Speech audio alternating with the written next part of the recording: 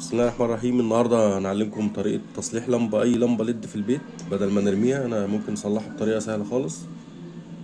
هوريها لكم دلوقتي اللمبة دي كان فيها هنا الليد منها بايظ، فأنا شلته، بس أنا ما لحقتش أصوره. دي تجربة هي عملي.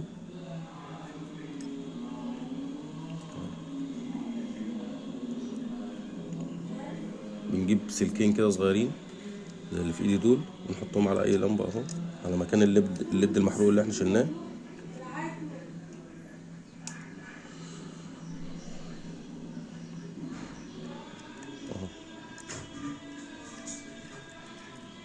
اللمبة اشتغلت. ازاي بقى اشغلها؟ ثانية واحدة خليكم معايا. هجيب سلك معين، هجيب اي حتة سلك معين،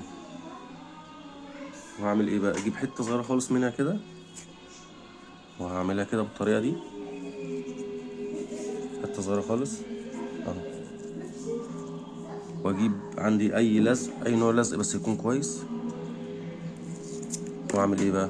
احطها كده على الليد.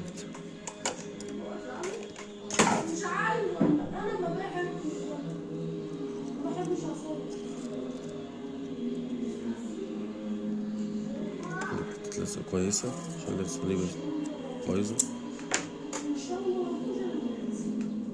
ادي اللزق اهو، والليد اللي بايظ اهو.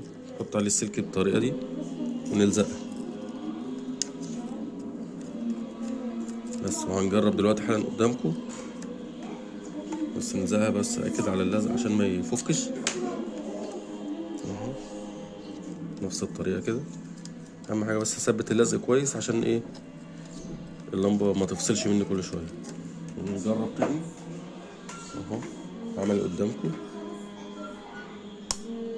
نورت. يا ريت اللي يشوف الفيديو وفعل زر الجرس ويعمل سبسكرايب ولايك اهو.